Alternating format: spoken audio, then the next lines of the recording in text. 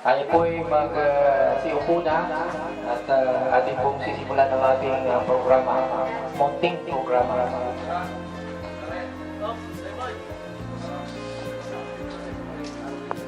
Ating panalangin.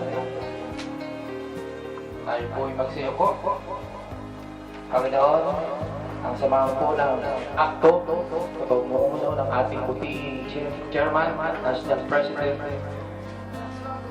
nagkaroon po ng isang maiksing pagsasalo-salo sa ngayong gabi dito po sa Magabungkay Beach, kung saan ating pag-uusapan ang tungkol sa ating mga kalakaran sa transport sector. Naway maging magdiwasay, masaya ang ating munting balatuntunan at paspasan mo po biyayang aming tatanggapin sa gabi ito. Iniilan po namin ito sa pangalan ni Jesus. Amen. Akto President Chairman. Walang iba si Mr. Wancho A. Camarino. Palakpakan po natin. Iyon po ang ating Secretary General ng South Sector. Yan po si Binamin Pangaliban. Bigyan po natin magandang palakpakan. At gusto po muna ng introduce ang bawat isa sa atin. Yung ating bumubuo po ng South Sector.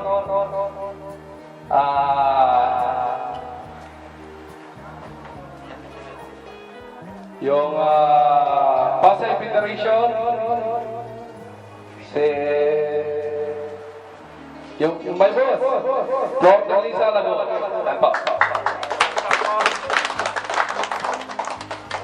Magpi, yan. Si Mr. Romero Clariano, wala pa siguro, no? Yung presidente ng Paranaque Integrated Transport Organization. Nasabi ko lang si Binamin Pangaliban, Secretary General, at yung presidente po ng Taguig Transport Alliance at presidente rin ng Popsi Juday, Mr. Angel Padua. Yan po, pinakamagwapo natin sa Taguig.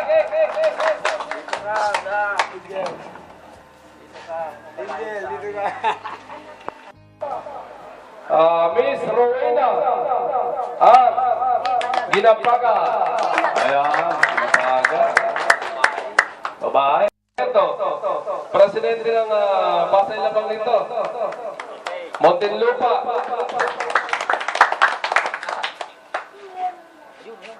At gusto ko rin i-acknowledge sa yung ating yung kapitan ng Western Pingutan, ex-barangay chairman, Mr. Armando Lopez. Ayan po, kasama ko natin. At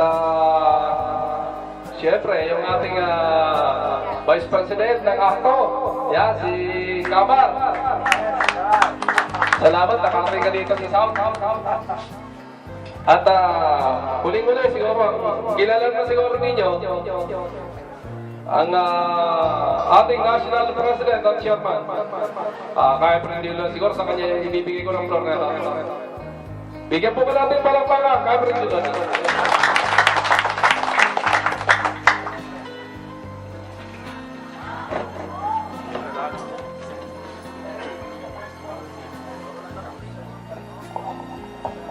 Hello.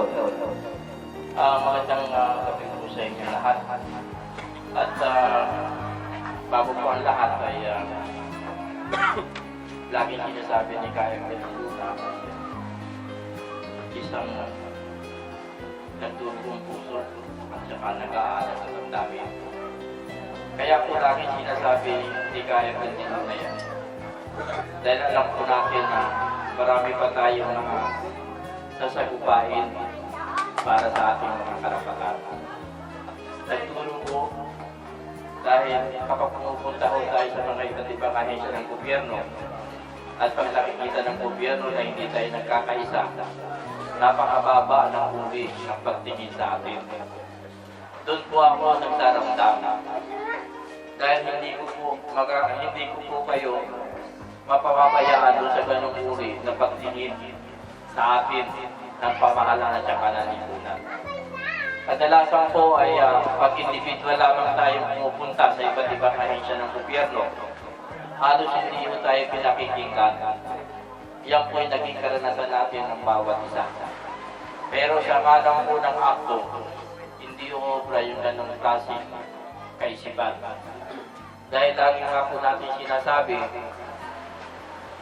na yung mga naglilingkod po sa pamahalaan, hindi po naman sila magiging direktor o opisyal ng gobyerno kung hindi po sa hanay ng transport sector.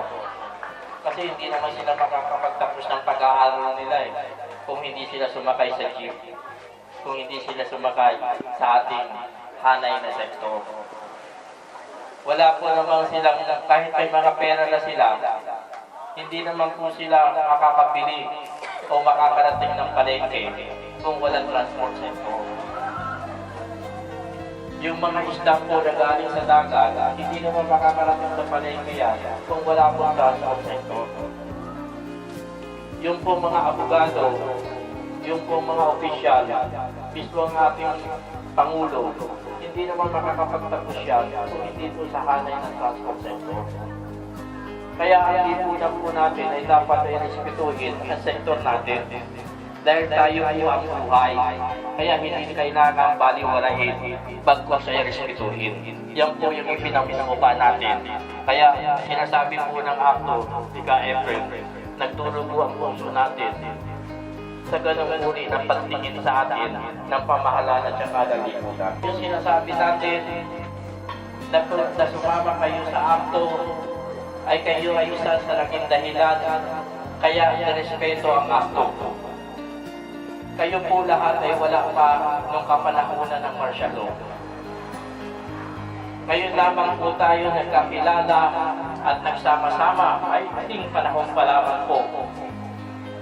Pero nakita yung respeto kung paano tayo nire-respeto ng iba't ibang ahensya ng gobyerno dahil sa ating pagkakaisa. Hindi po tayo lumalaban sa gobyerno kung nagtatanong tayo ng kanilang kamalian. Tinatanong lamang natin sila dahil nakakapinsala ang kanilang mga ibang mga gawain at karapatan naman natin na ipagtanggol yung ating karapatan at ang ating kabuhayan kung inaalisan na po tayo ng ating kinikili. Kaya nga po ang moto natin dalawang araw. Pag maganda ang ginagawa ng opisyal ng gobyerno, bibigyan natin dalawang arko yan. Pag maganda ang ginagawa ng opisyal ng gobyerno, bibigyan po natin ng recognition. Pagka hindi maganda at mapaghari at minamaliit ang hanay na transportasyon, walang ginawa kundi mag-isip kung paano tayo magsasamantalahan ang ibibigay po natin na isang ardent resignation. Isang problema ng lahat. Pag may problema ang FTI, susuportahan ng lugar ng Cavite, susuportahan ng Pasay, susuportahan ng Baclaran, susuportahan ng Alabang. Pag may problema ang taga-Alabang, susuportahan ng tinatawag natin na iba-ibang lugar na nabanggit ko. Kaya problema ng isa, problema ng lahat. Ang very importante, sama-sama tayo mga presidente na nakikipag-dialogue para makamtan natin ang mga suliranin natin. Para ang lumalabas may boses ang hanay ng mga taga-sektor na katulad ng mga problema ninyo. Yan po yung gagawin natin. At ginagawa na po yan. Ang akto po ay naglagay ng satellite office. Para yung lumalabas yung mga member ninyo ay hindi para mga balasugas, para mga tinatawag na walang patutunguhan, pupunta sa mga pixel na madalang niloloko. Kaya inilagay po natin ang satellite office sa Quezon City na nilapit na po natin sa LTO at TFRB para kung magpaparehistro kayo, magpaparehistro ng Station of Validity, doon na lamang po kayo magpalakan. Hulugan ba? Hindi po kas. Ang point ko ay may isa tayo na napag-usapan namin ng aking abogado na meron daw siyang pinatawag natin na housing. May mga area na nabanggit. Isa po yung Caloocan at dito po sa Taguig. Ang naging kagandahan namin sa kanya ay siya po ang pumawak na doon ng kaso. At alam na alam po niya yung kaso, kaya medyo mayroon pong ibinanggit sa amin ng pamunuan ng South. Katulad po ni Kaklor at ni Buda at saka si Preswatcho. Na yung may area doon na kailangan ay ma-check natin ng mabuti at makita natin ang dokumento para ang plano po natin ay magkaroon ng tinatawag na Acto Village kung matutuloy po yan. At maglalagay ng kanya-kanyang sukat doon sa area ng lupa dito sa Taguig. Ang strategy po kasi ng Acto ay hindi lamang sa pamamasada ninyo na mabigyan kayo ng prangkisa o magkaroon kayo ng terminal. Kundi nagaplano pa rin kami kung ano pa yung pwede namin gawin na kayo ay maging maayos at baragdagan ng inyong kita. Kaya nga po kami ay nag-iisip ngayon dito sa tinatawag natin na pabahay o yung tinatawag na magkaroon kayo ng sariling lupa. Yan po ipapasya na namin ang mga opisyal na kasama po yung abogado. Kailangan ma-check po natin mabuti yan. No, di ba pare? Pangalawa po ay yung pong tinatawag natin na livelihood program. Katulad po ng binanggit natin yung St. Peter, Maraan. Kasi may member po ako yung pinaril dito sa Trinoma. Ano nangyari doon? Yung Vice President ng Acto, binaril. Di na lang susugod doon sa kulinarya. Hinihinga ng down payment. Hindi ngayon makalabas. Yung asawa hindi makapunta. Kasi pamasahe lamang na papunta sa kulinarya, wala eh.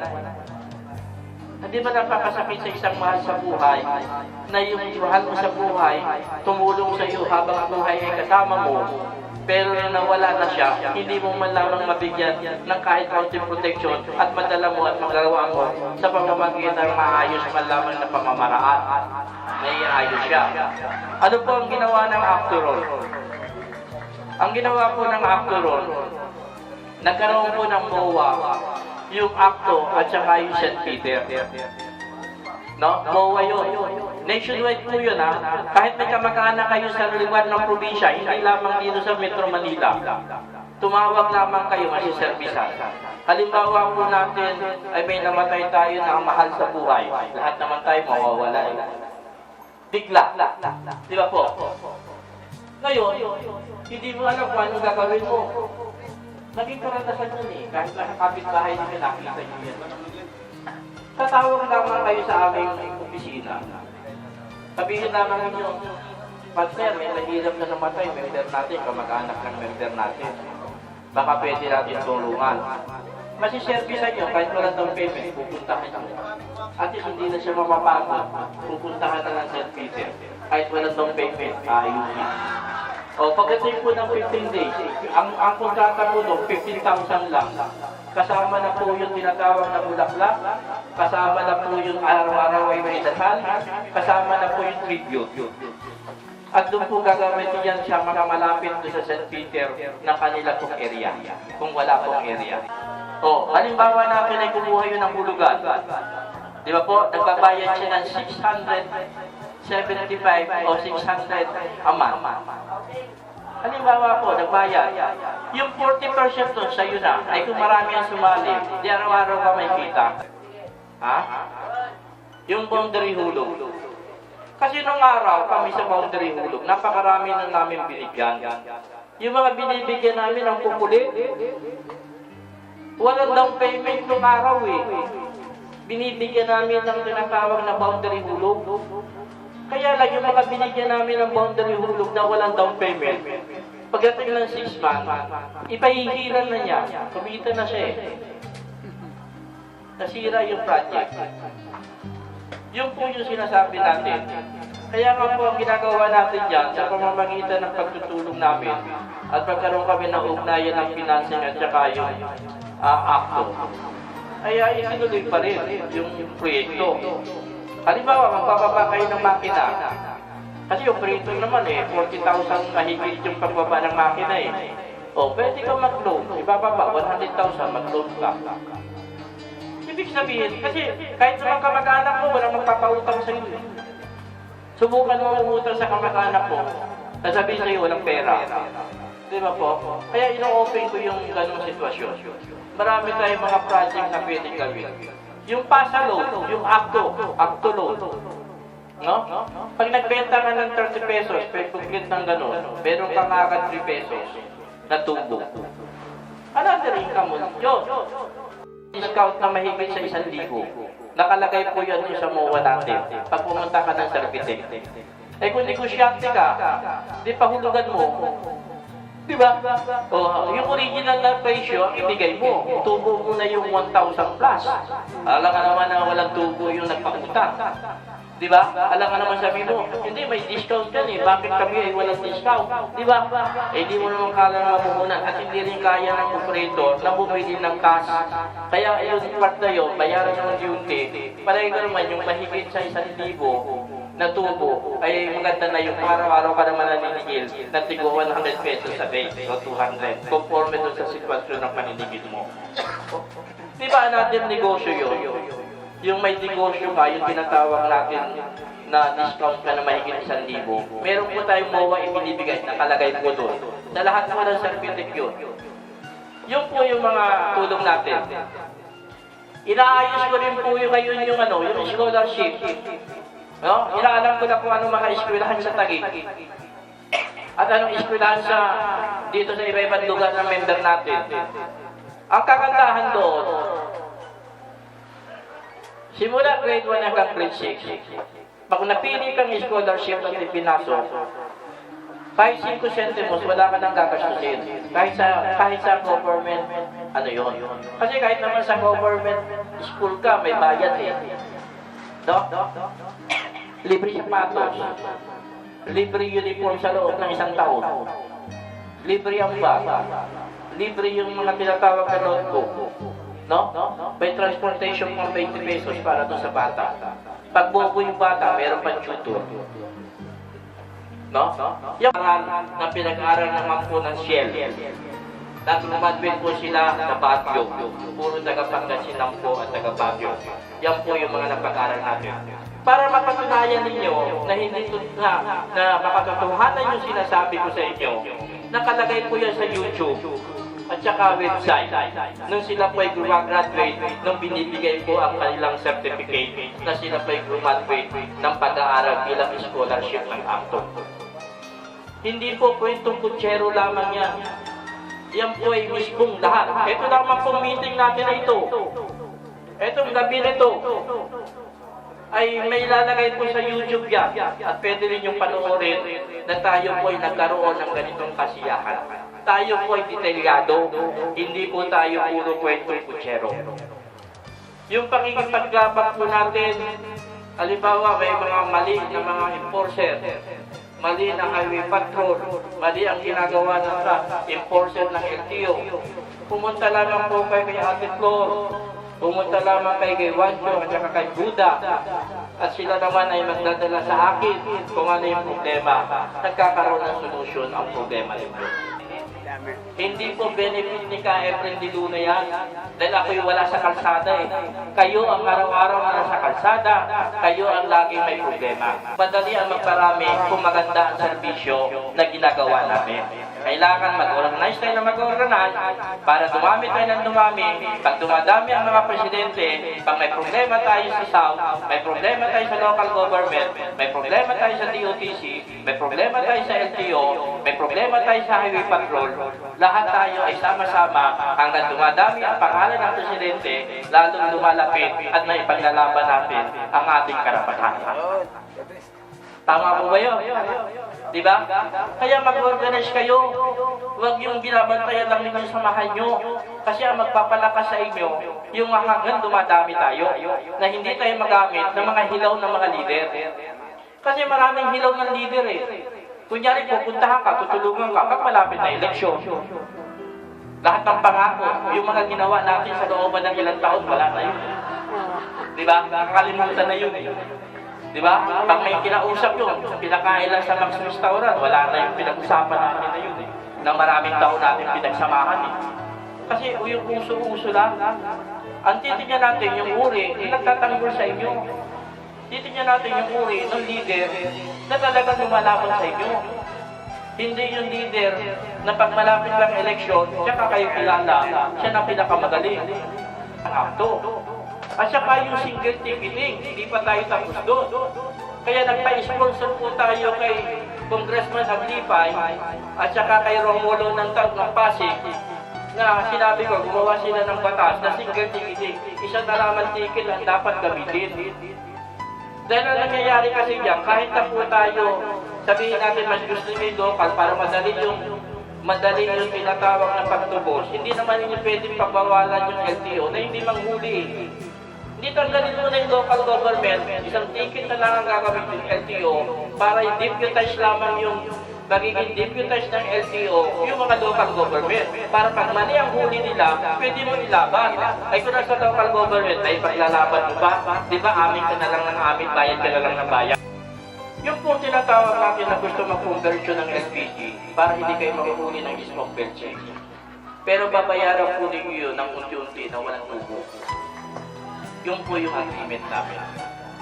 Pero pag luma na yung jeep po, luma na yung body, ang gawin po natin, ipapalun po namin yung jeep. Bagong jeep na, at saka yung LPG.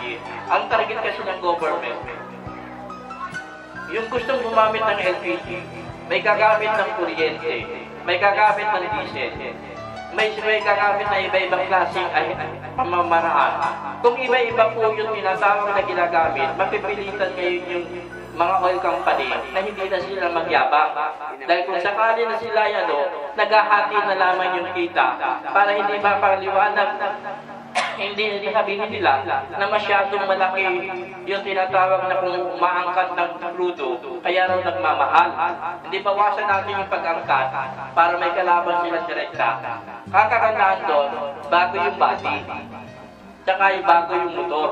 Pero babayaran ninyo ng hulugan, parang boundary hulog. Kung forme na sa inyo yun, kung gusto ninyo, naka-open po yun. Importante yan. Yan po lamang ang may sasabi ko sa inyo.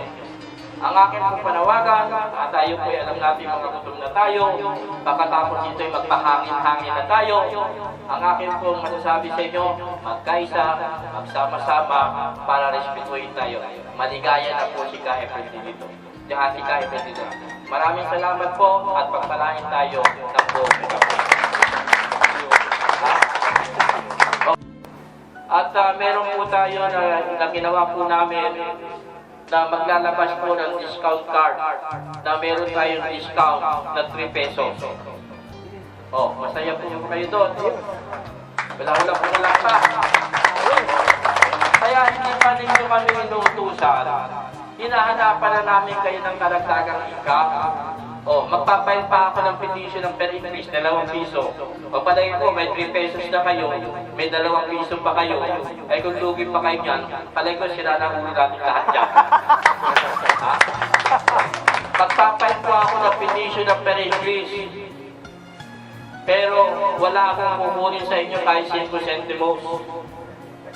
Ha? May bayad naman yung filing pinuli, may bayad naman yung abogado.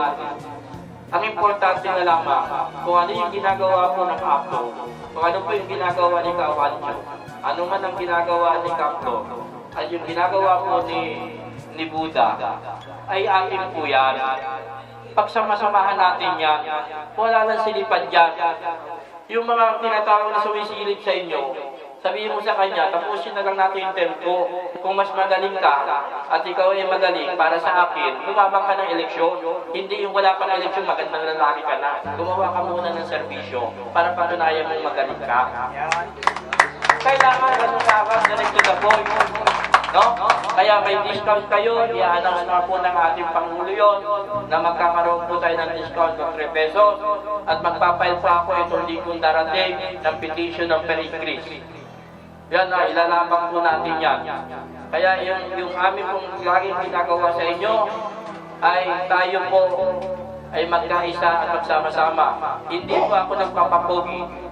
na sinasabi ninyo, tayo na si Ka Efren de Luna, lagi na lang na-interview. Kung hindi naman sa amin, hindi naman na-interview yan eh. Ipasa po ninyo sa inyong isipan, wala pa kayo, dati na ako yung interview. Sa madaling salita, dati na pa akong pogi. Di ba po? Ano malinaw po yun, no? Maging masaya tayo ngayong gabi hanggang bukas. At magpasalamat po rin tayo sa mga namumuno dahil sila po ang nag-isip na magsama-sama tayo ng ganito, magkakilalanan tayo, hindi puro hirap, kundi pagkatapos po natin kumain, pagkatapos po ng programa natin, kumain tayo, magpalamig tayo mamaya, magpanlaw tayo ng mga paa natin doon sa tubig, tapos matulog po tayo, gusto na natin matulog, at bukas po ng madaling araw, maligo tayo, magpahagi tayo, sa looban lamang po ng ilang oras, magbuhay mayaman naman tayo. Maraming salamat po. Pagpalain tayo ng buong may kapal. Maraming salamat, Ka Efren. Para sa amin na nag-isa kang tunay na buhay na bayani. Palakpakan po natin.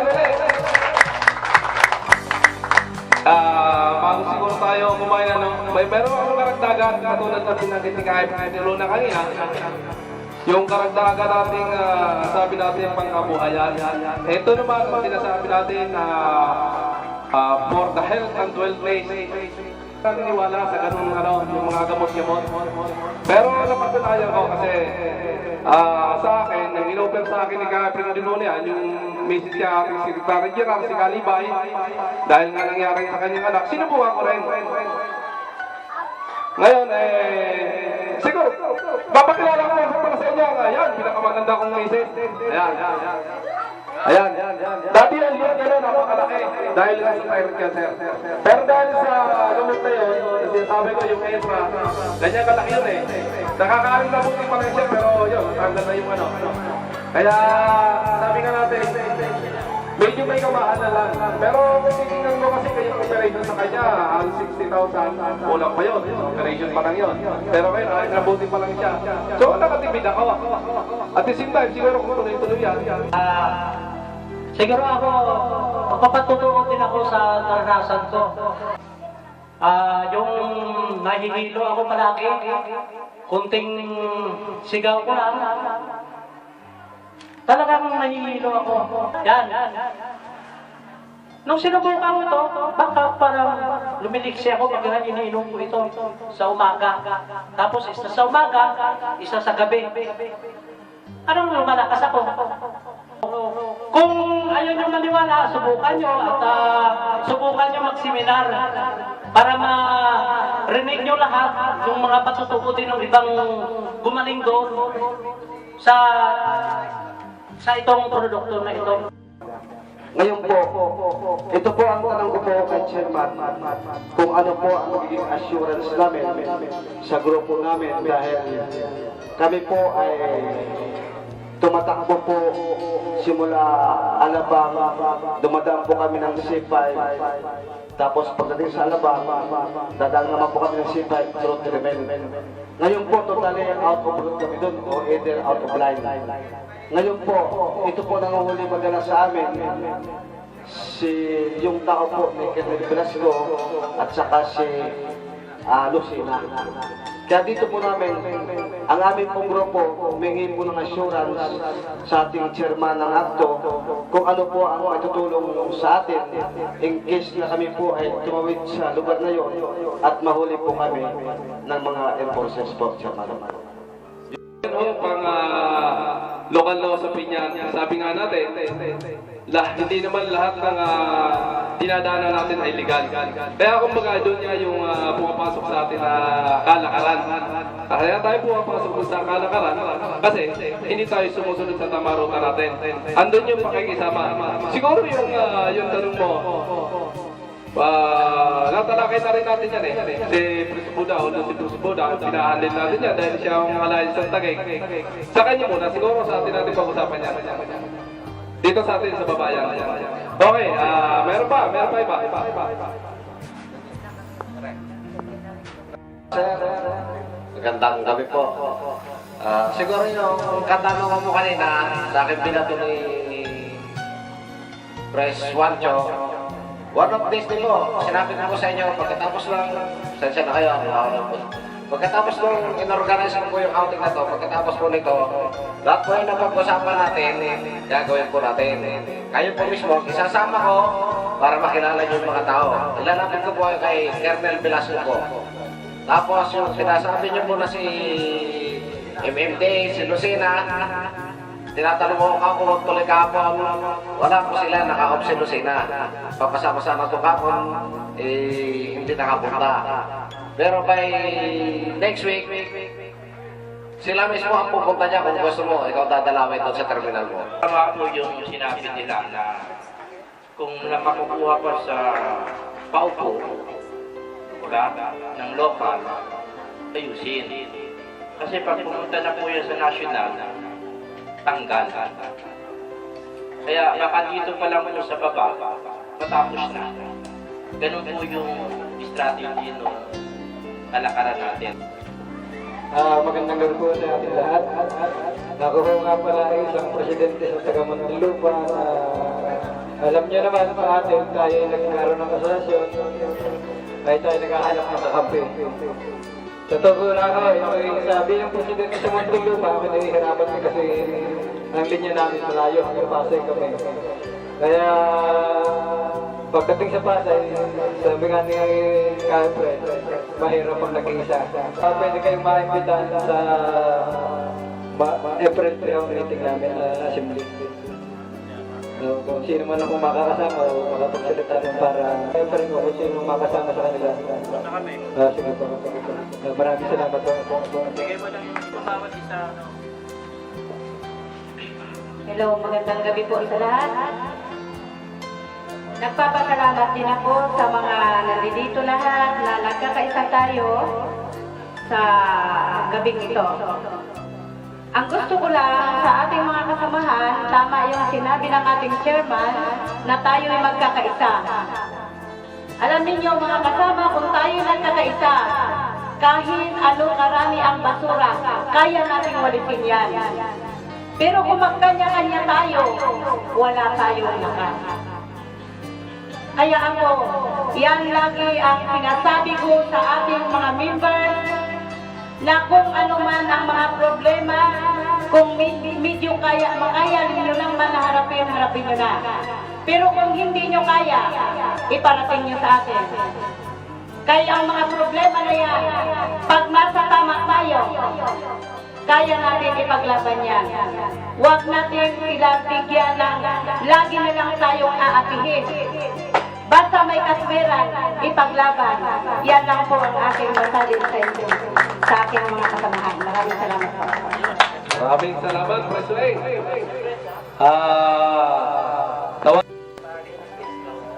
Magandang gabi ulit. At ako ay muling magpapakilala po.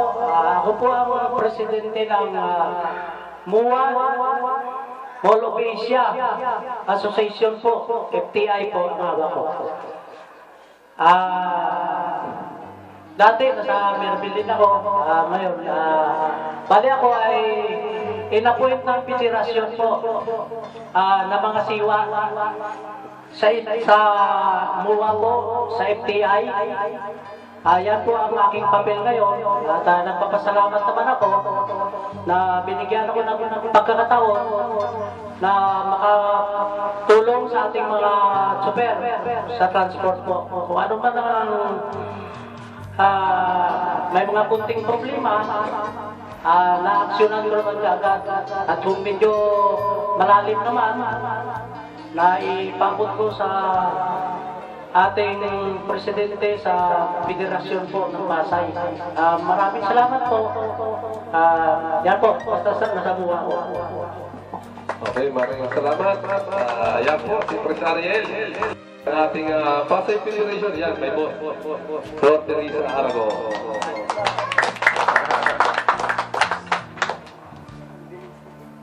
Magandang gabi ho sa inyo lahat. Ako po ay nagpapasalamat ako sa lahat ng nagiging lahat ng presidente na under sa Federation ng Pasay. Mababait sila.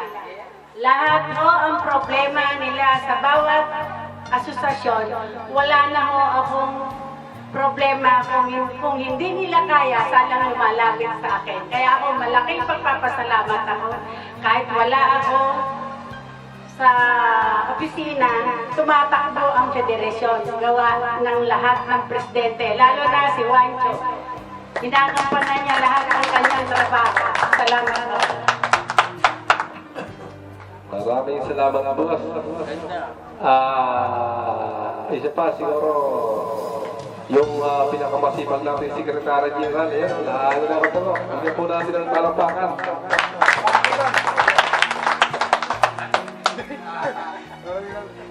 Medyo nakatulog na po ako papunta doon. Isa lang po paalala sa ating mga tsuper, no? Kung sakaling kayo po ay magkaroon ng hearing sa sakay ng LTFRB o lalo sa LTO, huwag po kayong pupunta rin ng nakasyon. Kinakailangan po kung haharap kayo sa ating hearing officer, presentable po ang ating attire. Pagpunta niyo rin po doon, kinakailangan po may dala po kayo ang armas, katulad po na ORCR, at saka ng prangkisa, at especially yung driver's license. Yun po ang ating basic. Ngayon, kung sakaling ang hearing ninyo tungkol po sa uniforme, ulitin ko po, huwag po kayong pupunta na naka-short kasi titirahin po kayo improper uniform, kaya naka-chinelas. Doon pa lang talo na kayo. Kung tungkol naman po sa terminal, illegal terminal, ang dadalingin po yung armas, permit. Yun lamang po. Salamat po. Okay, maraming salamat, Secretary. Magandang gabi po sa mga kasamahan po natin mga presidente rito na tumulong sa South. Nagpapasalamat ako at natupad din po yung aming pinag-usapan na sana pag ganitong sumapit ang panahon, magkaroon man lang ng banding yung mga kagaya nating mga presidente. Kasi bihira po mangyari ito lalo sa South. Ang hiling ko lang sa inyo, isa lang. Huwag kayong magdududa sa mga kasamahan niyong presidente.